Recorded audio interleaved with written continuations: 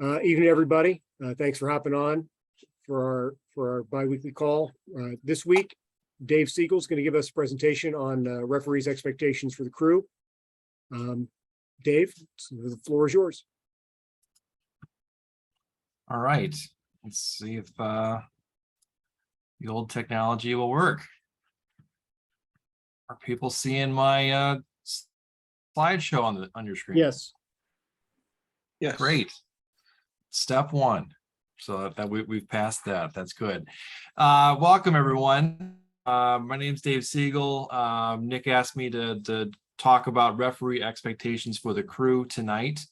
So with that theme, not a lot of video really that you can pull for that. So it's just going to be a PowerPoint presentation for tonight.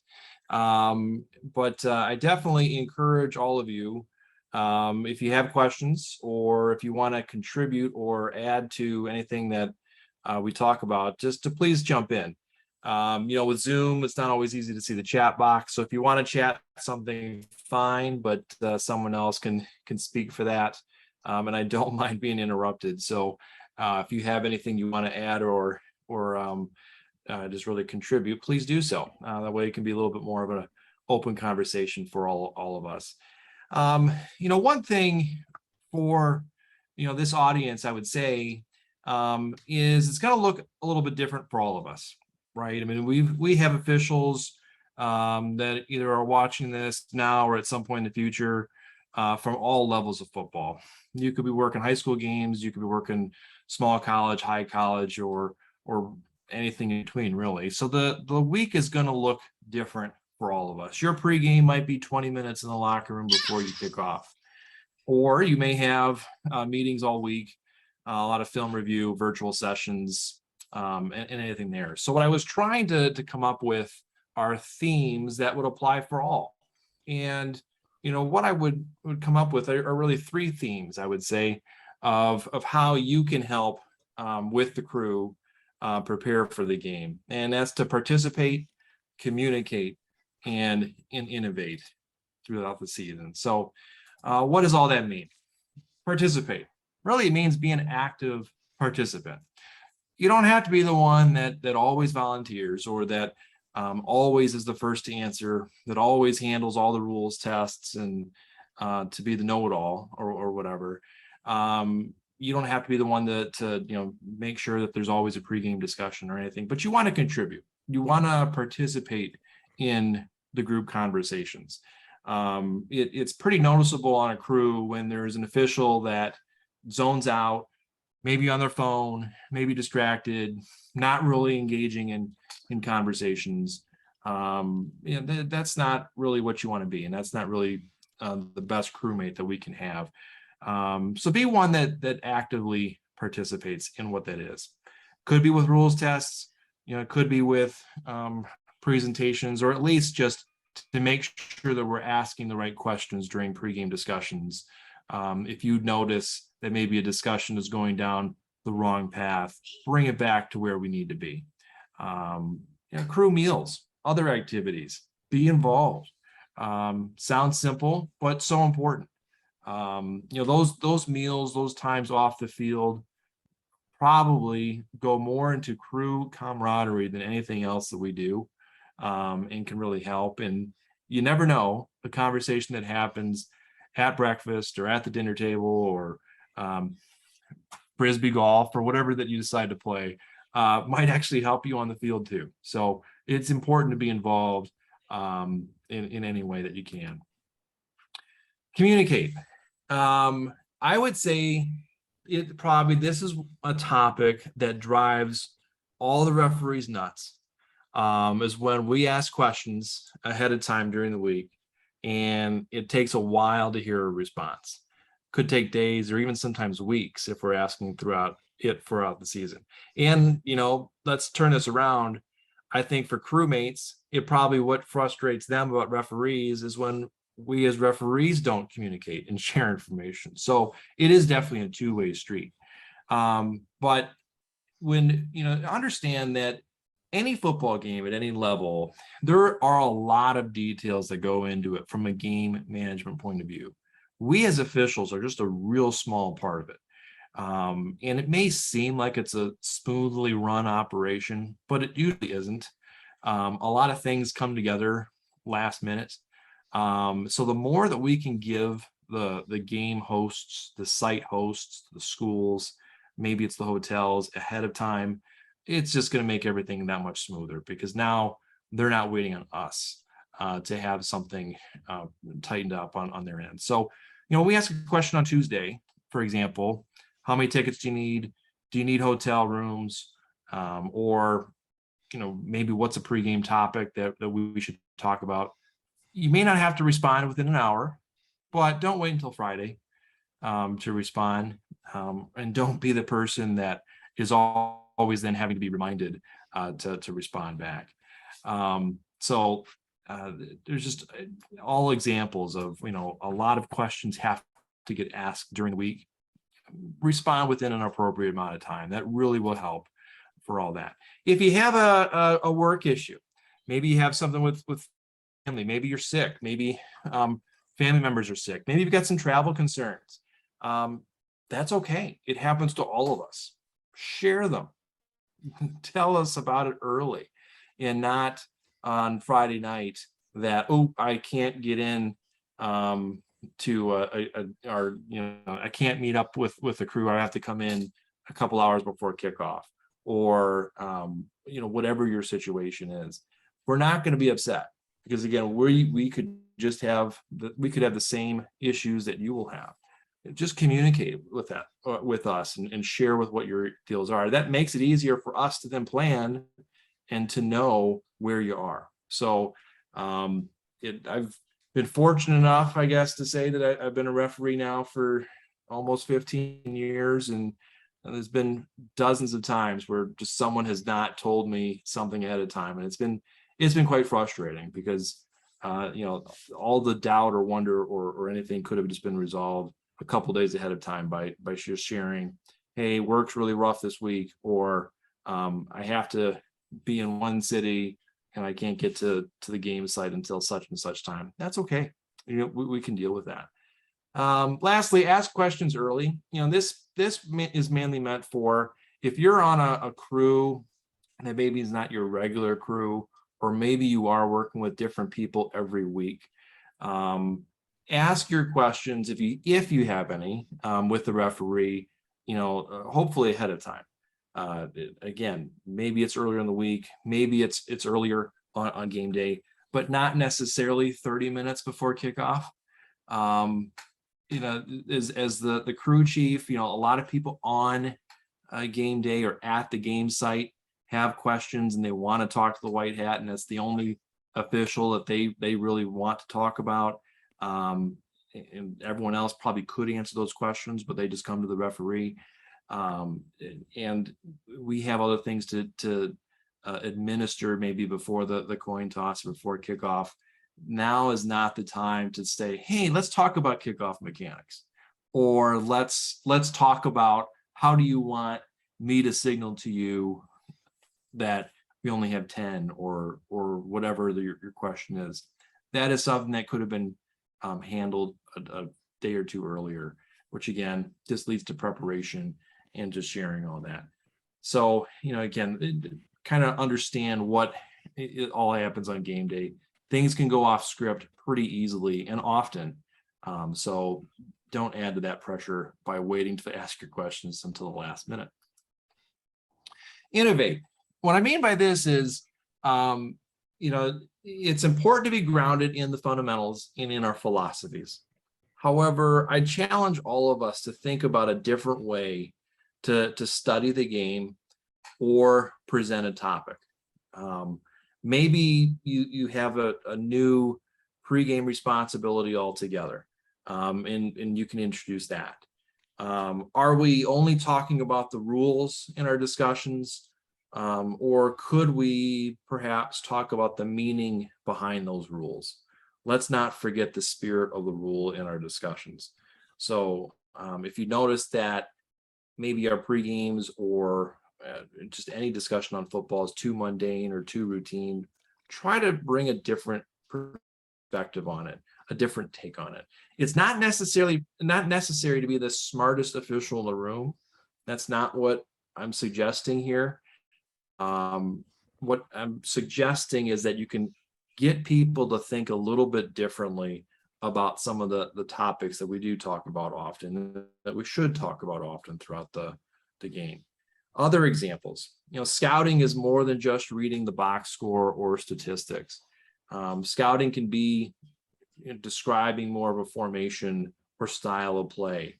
If you are working with crews that show more video, that's a great example. Instead of showing us or talking about a team converts 40% of their third downs, or they punt the ball 40 yards, show us a couple of videos about what they like to do on third down, what they, how often they go for fourth down, what are their common fourth down plays.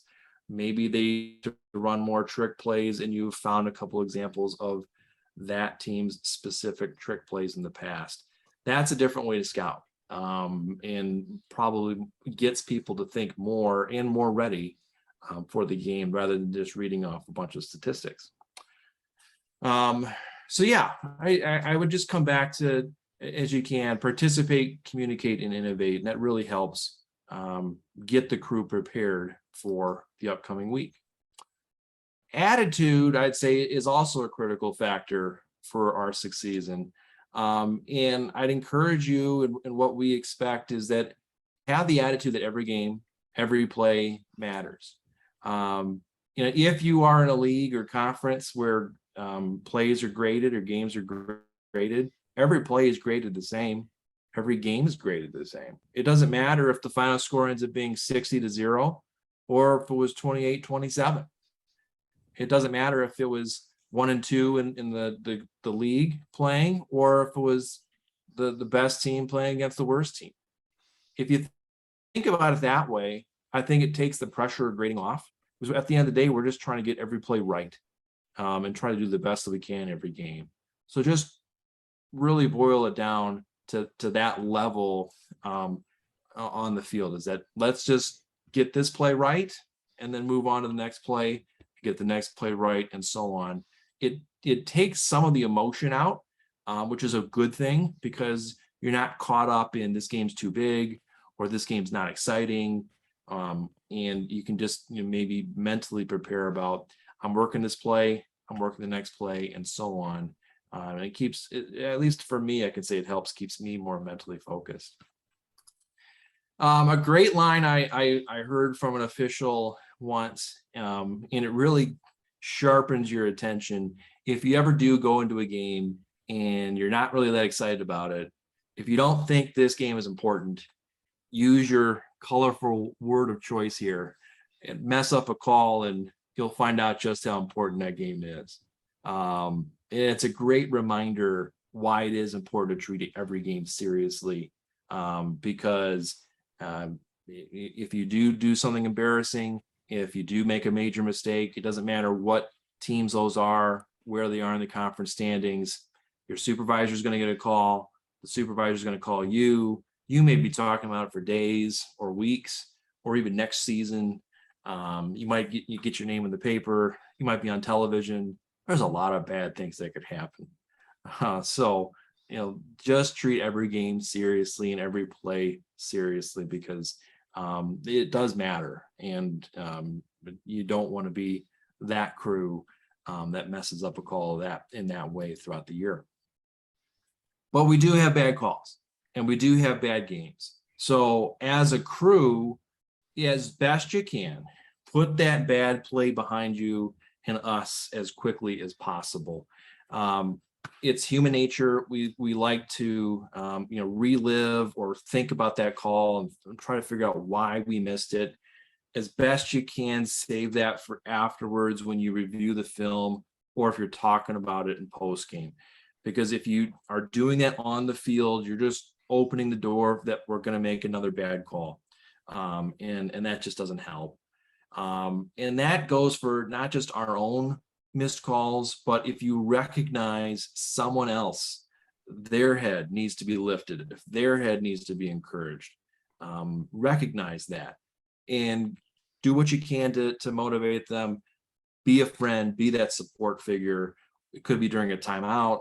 If you're fortunate enough to have media timeouts, you have a little bit more time, but maybe it's just a team timeout. Maybe it's just a change of possession and you jog a little bit out of your way to go talk to somebody and get their head back into the game, that we need you, or, put it behind you.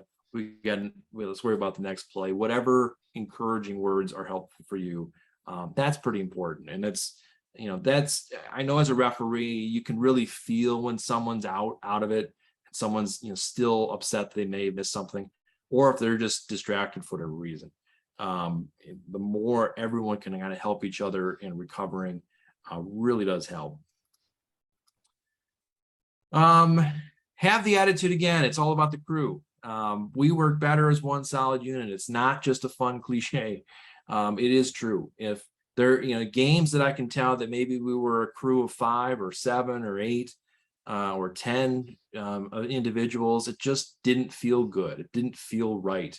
When we're working as one unit together, the game just runs much better. We know when we need to communicate with each other. We know when we need to share more information with coaches. We know when a player is starting to get a little bit too hot and we need to calm them down. We don't have to waste time in saying, hey, help me out with 14. Someone else recognizes that immediately and they'll go talk to that player. Or we know when someone, has that tight pat or no catch call, and we've got people in there to recognize, you didn't know what you had, but I came in and I had a good view of it, and this is what I saw, and then you can make a better ruling. It's those type of examples that go a long way. So if you really think about how you can help one another on the field with calls, that's going to help the crew just work that much better. Remind everybody of that throughout the season. Those reminders about, hey, this is about the crew, and how can we be better as a crew and not just as an individual. Those should be frequent. We should have those throughout the whole season, because it can be easy to forget. It can be real easy just to think about your own area. And again, the more we can think about, okay, this is my responsibility, this is your responsibility. However, how can the crew get something right, can go a long way, again, to having a successful season. Now let's talk about some maybe in-game, I guess, helpful reminders is, let's talk about the basics. Let's talk about the fundamentals and what really matters. And first, it's the downs. There are various ways to keep track of the downs and to know the downs. However, we can all admit, if we weren't correct on downs, people would hear about it, and it wouldn't be a good thing. So, not everyone's going to remember a hold or a DPI that we called or didn't call, but they're never going to forget an extra down. That's going to live on for decades. So let's not be that crew. Recognize if maybe you forgot to change your down indicator, you haven't been paying attention on the downs, and just be real disciplined on that. And recognize other ways you can find out what the downs are, not just with your own indicator, by looking at the down box throughout the game, by looking at the scoreboard, by listening to the PA announcer. I wouldn't say that's your primary way to remember what the down is, but those can help sometimes. And you can recognize when they're wrong. Recognize when the down box is wrong, or the scoreboard or the PA announcer, and then make those corrections, or at least know that, no, it's not third down, it's actually second, and the crew has it correct. The same thing goes with the clock. We need to be correct on the clock. We don't want any obvious clock errors. The people operating the clock, they're doing it with good intentions. They might get a couple bucks during the game. They might just be there for the meal or whatever. So don't put your fate in their hands, so to say, by just assuming that they're going to be correct. On plays with penalties, they may not see the penalty flag. After that play, check to make sure the clock is stopped. it's real easy to lose 30 seconds after a play with a foul, because the clock operator just kept the clock going. Sometimes they're just having a bad day, and they'll blame the equipment, of course, but make sure the clocks are correct, and make adjustments as needed. 2 seconds, 3 seconds might not seem like a big deal, but it can be a big deal. So, at least talk about it, bring it to the referee's attention, and we can decide, should we adjust the clock or not. And obviously, errors that are much greater than that need to be corrected there. But know the downs, be good on the clock, and be good on penalty enforcements. I say, be 100% on those three. If you're 100% on those three, you've at least knocked out the reasons why your crew is going to go down in infamy, for the most part. So you can't, the supervisor or the league office is not going to come back and say that this crew is completely incompetent because they couldn't even know how to walk off a 5-yard penalty, or what the down is, or anything. Again, we'll miss our calls. We'll miss those no catches. We might not get every hold. We might not get every pass interference, but let's be 100% on the things that we really have no business missing. And that's the fundamentals there. Foul reporting. Be good at reporting your fouls. The best officials aren't necessarily the ones who call the most fouls. And it's not even the ones that call let's look for blindside blocks, or let's look for a block below the waist, which is going to be a hot topic this year with the new rule in college. It's usually the fouls that we don't call that make us stand out in a good way, because those were kind of close, gray area, but we don't want those. We want the calls that really call themselves to be a foul in most cases. But when you do have a foul, I would say, master the skill of foul reporting. Be really good at it. Remember, as the referee, we likely have no idea what happened on the play. We may not know what happened 10, 15, 20 yards downfield, because we're cleaning up behind the play usually. So tell us what needs to happen. And if you're really good at reporting the fouls, that's probably one of the surest ways that you'll be noticed and that you'll be respected very quickly. So practice it. If you're calm and you tell everything that happened, and you give the information to the referee so that the referee can make a really nice announcement on the microphone, referees will appreciate that. And everyone thinks that the crew has done a better job, which also helps. It's not just to make the referee look good, that makes the whole crew look good. Oftentimes you'll hear many stories of referees talking about people that will give them hardly any information. They'll just say pass interference and then walk away. They'll forget to say if it was offense or defense. They'll forget to say what number it was on. They'll forget to say where the foul was. Was it even a complete pass or an incomplete pass? We just get one statement and that's it. So that happens more than I think people would like to admit. So just practice how to calmly report fouls to the referee, so that we can make a nice announcement and share all the information there. It also helps too with making sure the coaches have the right information. That's another good thing to practice. If you're really good at that, you'll be a really good communicator, and that's a skill that stands out more than being an excellent spotter on the ball, or being the best official that calls holding. And that just doesn't really happen. So help with the foul reporting there. And I'd say lastly, honesty and accountability. We want to be perfect, sure, but it's not possible. That's always our goal.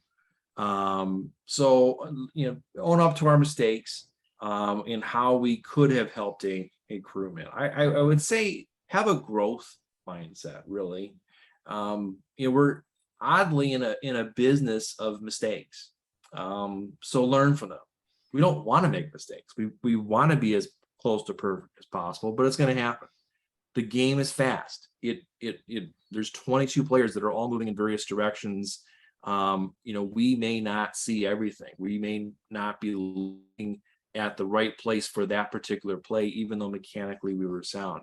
There's a lot of reasons for mistakes. You throw in game situations, game awareness, game strategies. It's one reason why I love the game of football. There's so many strategies in the game.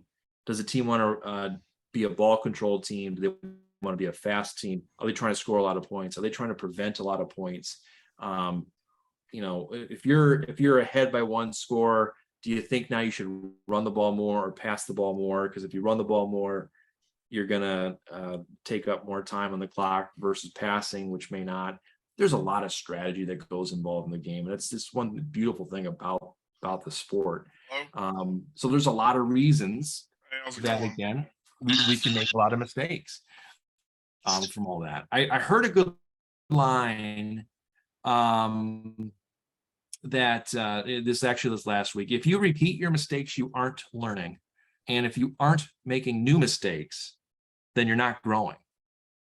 I really like that line.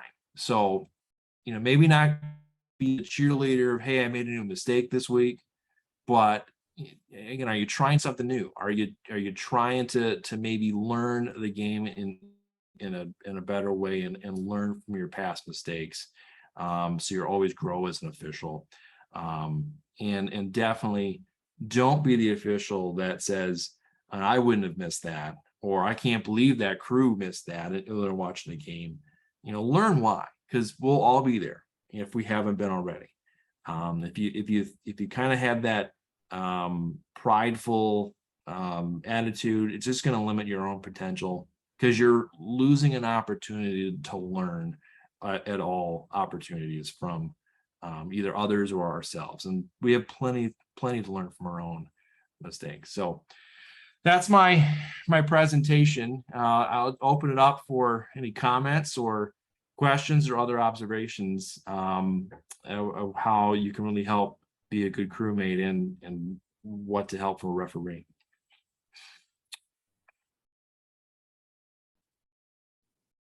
So Dave, great presentation. Really liked it. Nick, if you don't mind, and Dave, if you don't mind, a couple things I'll add on to what you outlined there. I didn't want to hijack what you had laid out. Please.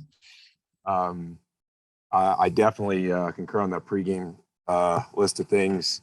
I think the other part to it that's important, especially when you're early on and you're kind of floating around. There's one thing I've always tried to do when communicating with the crew, sending out emails and stuff like that. We try to make sure that we're providing a name and a phone number and an email address with your communication. It's we all assume that everybody knows who you are, but they don't. And there's nothing more frustrating than when you as the referee get an email that says, hey, the location changed, the time changed, and now you got to go into the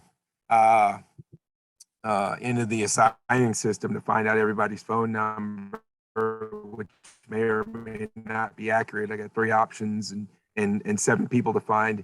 It sure would be nice if in the emails that you're sending out or you're replying, hey, confirmed, you got your contact info in there. It's a little deal, but it helps a ton. The other thing is that when you send out emails and your referee sends you, you don't have to reply to all, but just a confirm is always nice, just to make sure it didn't go off into the ether and it never actually got sent or no one ever got it. It's the whole point in using email is that we're trying to make communication a little bit easier.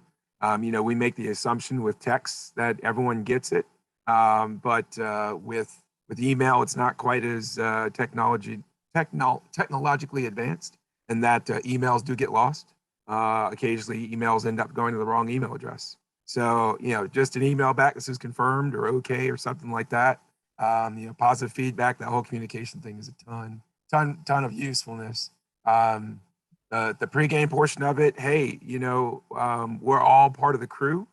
So part of being a great crewmate is, if you've got expertise, if you're seeing something out there on the field as a part of owning your position. If you see something that could help the crew as a whole, it's not just the referee's responsibility to figure out what's it gonna take to get the crew prepared for this week.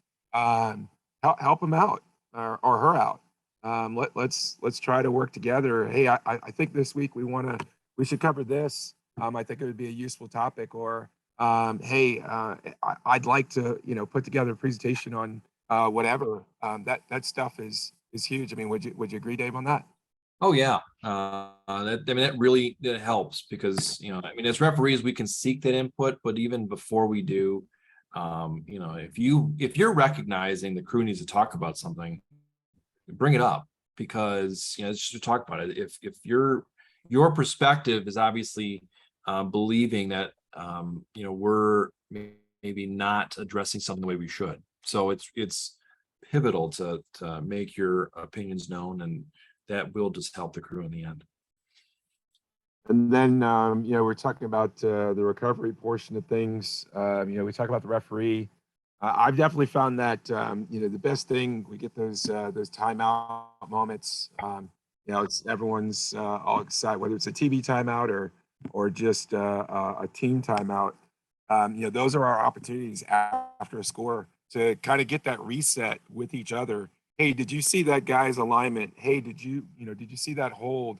Hey, did you see that low block? I thought it was close. Yeah, let's keep an eye on it. Those little bits of communication kind of help get everybody refocused. If you see that you have a crewmate that's across from you or is next to you on the sideline, if you get in the habit of having that communication, you will help them in getting refocused because they're used to having that communication. It's part of building up that camaraderie and trust. We always laugh, why do we have pregame breakfast or dinner the night before or dinner afterwards, and all of that is about building up that trust with your crew, building up those relationships. That's huge. It's a couple of dollars and a couple of hours extra, but you don't have to do all of them, but some of them every now and then, it may help you in those situations where Dave's talking about being able to talk about, hey, here's some things that are going on in my life, or here's some stuff that's going on in my mind, and you can kind of help keep someone focused. There's I've had some situations where it helps to knowing some of that stuff helps to bring up a light moment to kind of help shake somebody out of it so that they can refocus on the task at hand in front of them. The other thing about recovery, and we talk about not missing things, pre-snap routines, huge, right? I mean, Dave, I know you've got to have it throughout your career. You've probably developed a pretty involved and detailed pre-snap routine so that before every play, it's not, oh no, I forgot that, right? There's a set of things that you go through to make sure that for your position, you're prepared for the next play. Using that pre-snap routine helps you not just prepare for the next play, but also help you get out of that last one. Down clock status, play clock when the ball is put down, number of players on the ball on your side of the ball, substitutions, just basic stuff. Those little things help you along the way. And then when you see something wrong, back to that communication, having someone as a part of your pre-snap routine. Who do you usually communicate with? Do you usually communicate with your sideline official? Do you usually communicate with your cross-field official? Whoever that is, you want to make sure that, when you see those things wrong, checking the box, all those things are caught, and you're using those things to prevent you from losing much. And then, foul reporting. I think the one thing that came to mind in that, first things first, right? Slow down. What'd you say, Dave? I got pass interference. You walk away. You're like, Yeah. hey, I'm not done yet. Come here. What on who? What's the number, right? I've always found that user preliminaries are important. Back to on-field communication. Preliminary signals are not just for the referee. It's for the entire crew. It's for the coaches and the crowd. If we only have one flag on the field, a preliminary is pretty much all we need. and then communication of the number. And, if there's a spot or something like that, we can get that clarified. But, I'd say, the 75% of the time, single flag down, preliminary signal, a direction, and then communication of a number is almost good enough. And it helps in the efficiency of keeping the game moving, keeping the players playing, keeping our officials moving in the direction of where they need to go, and lowers the chances for there to be confusion on who needs to do what now, right? So definitely, and then be complete. Realize that communication for your foul report is not one way. It's a two-way communication.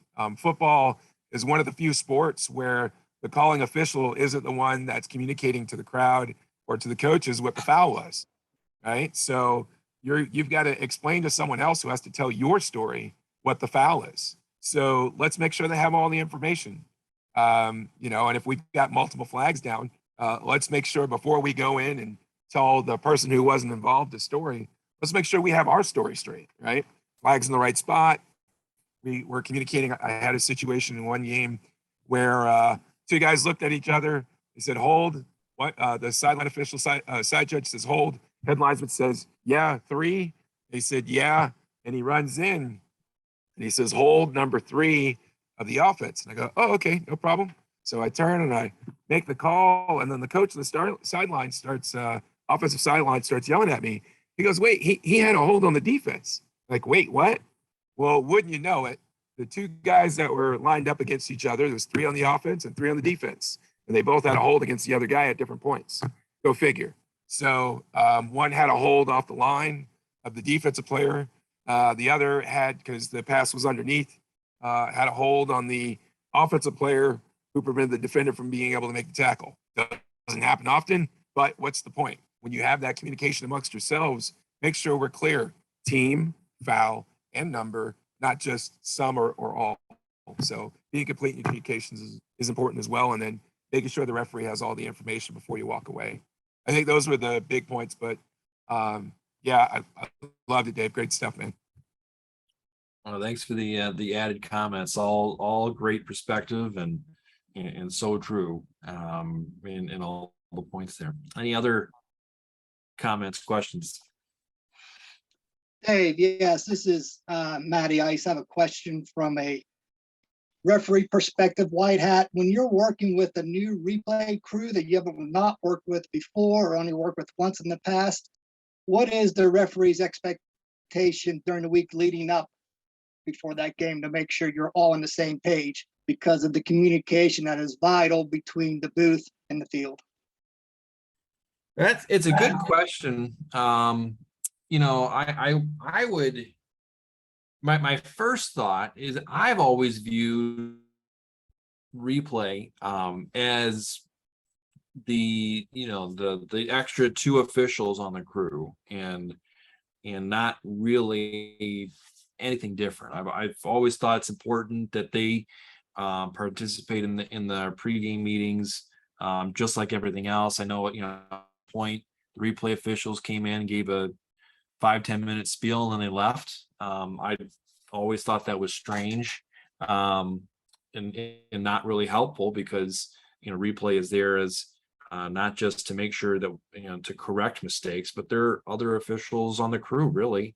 I think it has evolved more into that. So I would almost say whether it's a side judge or a replay official that I haven't worked with before, it's setting a welcoming attitude for conversation before the couple weeks before the game or whatever, and that you have an environment that questions can be asked both ways. As a referee, I should be reaching out to any new crew member.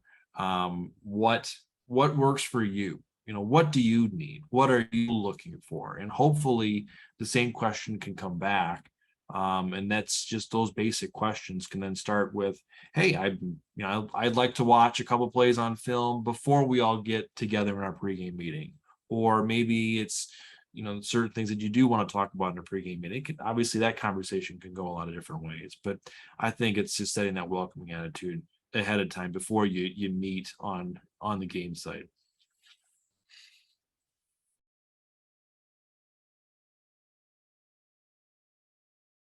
Are there any other questions or comments?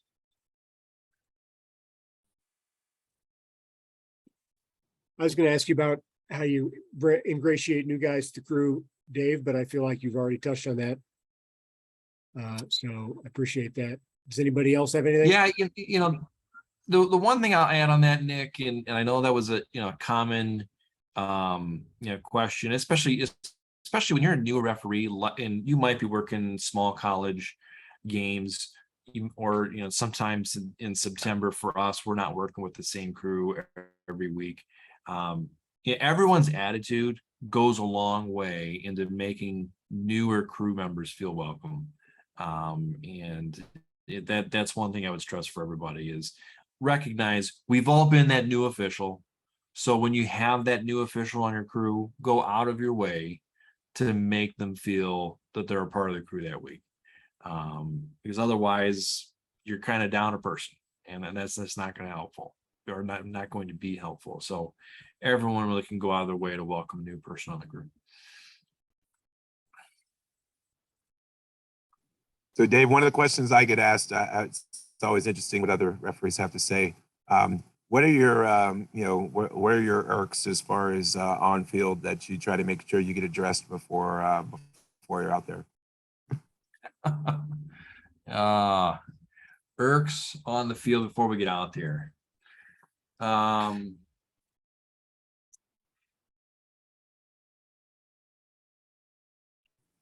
I'll give you, for instance, like for me, I get frustrated when someone's like, I got a foul on blue. 0 to 1,000 right there. You got me. I have no idea who blue is. I'll never figure it out. I'm not going to turn on the microphone and say holding on blue, 10-yard penalty, right? That's not going to happen. So. Sure. I think, for people to make assumptions that I saw something, or I knew what they were thinking, or knew that we didn't need to make a correction, or I remember one time someone said, yeah, I saw 3 seconds come off the clock, but I didn't think you wanted to do anything about it. Well, tell me. That's, don't just hold that information to yourself. You're the only one that noticed that. I didn't notice it, no one else did. So let's talk about it. Because maybe we do need to put those 3 seconds on the clock. So I think just making assumptions. And is there stuff that you do in your pregame to make sure you get that addressed so you don't have that problem? As best as I can. Obviously people have to then be responsible and follow through on that. But almost every pregame that I have, one of the messages is always, let's get it right. It doesn't matter how long it takes. It's just try to get it right, and that can be done in a lot of different ways. So that's one thing. And if working with a new official or someone I haven't worked with, try to reach out to them before the game and just kind of go over those things. You can ask as many questions as you want during the game, and I won't be mad. And if I am, then shame on me. And hopefully, set the table that way that someone can feel like they can come in and bring up something that we might have missed. So one other question I think might be useful for your sideline communication with coaches. How do you handle, communicating through your sideline officials, and when do you, how do you handle when you do go over to talk to a coach? No, that's a good question. I think, most sideline officials will say they want to handle as much coach communication as possible. And as referees, we need to not just respect that, but encourage that, because the more that they handle their sidelines, the better it goes. We can come over there, think that we're some hero or save the day, but we're actually going to make it worse because we don't know what has been talked about all half or throughout the game. So, obviously if there's a big issue, then yeah, the coach is going to want to talk to us. But really, I think it's best for us to encourage the sideline officials, both the short wing and the deep wing, just to handle their sidelines. And if those two officials need help or need us to come over, or have them be the one to request us, not just the coach. And that way, everyone knows what kind of conversation we're about to have. And we can go over there at the appropriate time and do so. The only exception to that might be is if, I had a call that I knew the coach wasn't happy about. Let's say I had running into the kicker and not roughing, or, maybe I called roughing the passer, or something that I actually called, on a break. And I might just go over there and give again that firsthand explanation of what I saw and why I ruled. But other than that, I'm really encouraging the sideline officials to take care of their own business. I've just enjoyed this day for no other reason than now I know what I can do to really drive Billy up a wall during the season. That was the real reason for this presentation, wasn't it? So Yep. I appreciate that. I'll Venmo you the money that we talked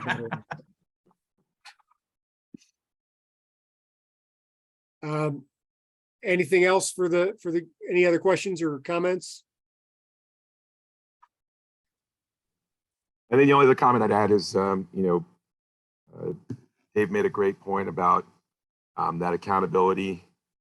One of the things that I was in a state group over the weekend, and they mentioned that, at some point in your career, you kind of find yourself at a plateau and you're trying to figure out how to get to the next level. And the only way that's going to happen is you get out of self-assessment is part of it. Accountability is part of that, but you have to seek feedback. Seeking that feedback means sometimes hearing things that you don't necessarily see or want to hear. And so, whether that's from peers or those at the next level, that's something that's important. So, one of the things I encourage amongst my crews are, the ability and take advantage of the opportunity to kind of communicate amongst ourselves what we can do to improve, starting with yourself, right? And then from there, we can try to figure out how we can take advantage of our own experience. And then, from there, you can take 2 or 3 of your own plays and find a mentor to go over those plays to help you get better. It doesn't take an entire game, but those 2 or 3 plays where you're honest with yourself about where something may have happened that you thought was close. It's not about the right or wrong calls or the calls you got graded on. It's the ones that maybe got buried in there that you had a question about. Those are going to be the things that are going to make the difference for you to get better. And if you're consistently challenging yourself, that accountability will come along with it.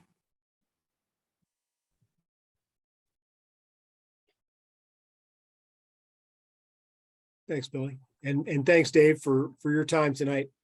I appreciate you taking the lead and putting that together for us. My pleasure. Best of luck to the season for everybody. The last thing that I'll say for everybody here tonight is we're back in 2 weeks for kind of an overview replay. Matt Conrad will take the lead on that. Happy birthday, Matty Ice. Sorry I couldn't be out there for you. Feel free to share the link. We'll be back in 2 weeks. That's the 15th, 27, 28, 29, the 29th. So hopefully to see everybody there. Obviously, you'll keep getting the emails.